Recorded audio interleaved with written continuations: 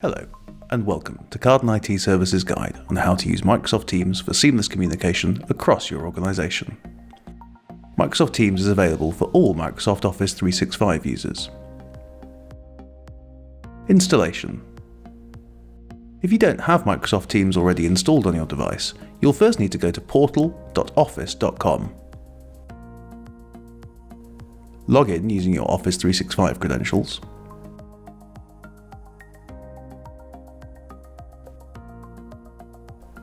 Click on the Teams icon.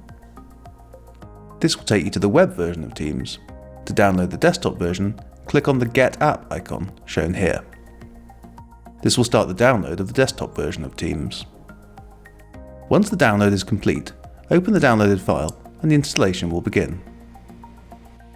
Log into the Teams app using your Office 365 credentials. You are now ready to begin using Microsoft Teams. Adding teams and users. Depending on if your organization has already been using Microsoft Teams, you may already have groups of teams set up. If not, navigate to the bottom left of the app and click on Join or Create Team. If there are already teams set up in your organization, you may see some suggested teams to join. If you don't see any relevant teams to join, click on Create Team.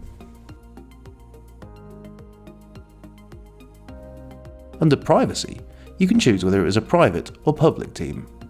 A private team means that users can request to join, but you will have to approve each request. A public team means that anyone in your organization can join. Give your team a name. You might want to make a team that includes everyone in your organization, or you might want to make one that's just for your department. You can also add a description if you like.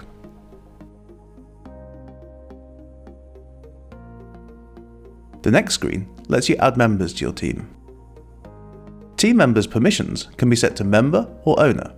On private teams, only owners can add new members. How to use Teams.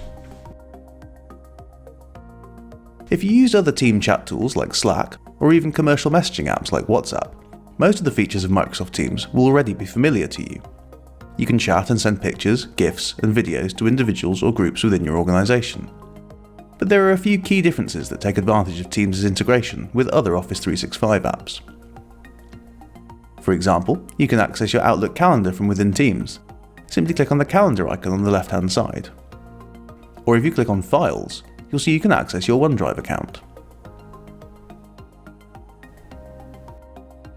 Scheduling a Teams meeting from Outlook. As Microsoft Teams is a fully fledged part of Microsoft Office 365, it integrates directly with several other Microsoft products. One of the simplest and most useful ways it does this is through Microsoft Outlook. You can schedule a Teams meeting from within Outlook. Attendees can join the meeting directly from the link in their calendar. Anyone can be invited to a meeting, even if they don't have Teams. These attendees can be added using their email address, and they will receive an invitation via email to join the meeting. To schedule a Teams meeting, first click on New Items. In the drop-down, click on Teams Meeting. Give the meeting a title. Add users to the required and optional fields depending on whether their attendance is mandatory. Set the meeting's start and finish times and date. When you are happy with the scheduled meeting, click Send to invite the attendees. Whether you are the organizer or a recipient, when it's nearly time for the meeting, click on the Calendar tab inside of Teams. Here you will see your Outlook calendar. Click on the meeting and then click Join to join the meeting.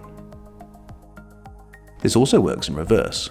You can schedule the meeting from within Teams and then join it from Outlook.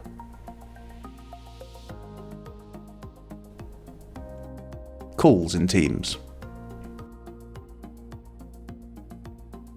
By clicking on the Calls icon on the left, you can access the Call section of Microsoft Teams. If you've used Skype before, the functionality of Teams is very similar.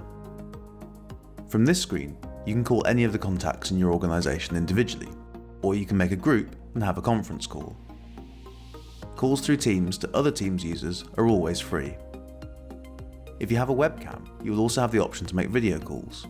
You can make calls from your desktop, laptop, or through the Microsoft Teams mobile app. Sharing your screen. You can share screens if you're displaying info or doing a demo. For example, if you're showing someone how software works or something that cannot be sent as a file. Click the icon with the square box and the arrow. You can now share either your entire screen, a program, or a window with the other person in the chat.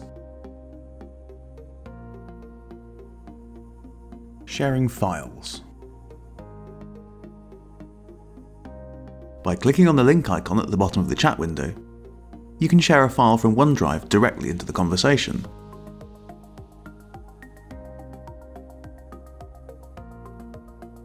This is great if you want to collaborate on files together while you chat.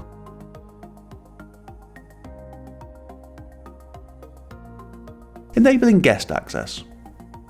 Sometimes you'll want to collaborate with people who aren't in your organisation. If you want to collaborate with them in Teams, you can add them as a guest. Guests have fewer capabilities than team members or team owners, but there's still a lot they can do. By default, guest access is turned off, so before guests can join the team, an admin must turn on guest access in Teams. Go to admin.teams.microsoft.com, navigate to the organisation-wide settings and select Guest Access. Switch Allow Guest Access in Microsoft Teams on.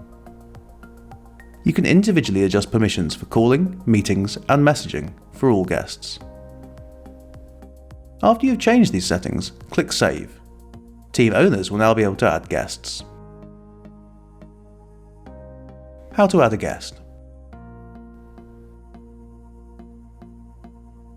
Click on the three dots next to the team you want to add a guest to. Click on Manage Team. Type the email address of the guest you would like to invite. If the recipient is not already in your organisation, you will see the option to add them as a guest. Click it, then click Add. Wait a few moments until the Close button lights up, then click it. You will now see the guest in your team members list. What the guest sees.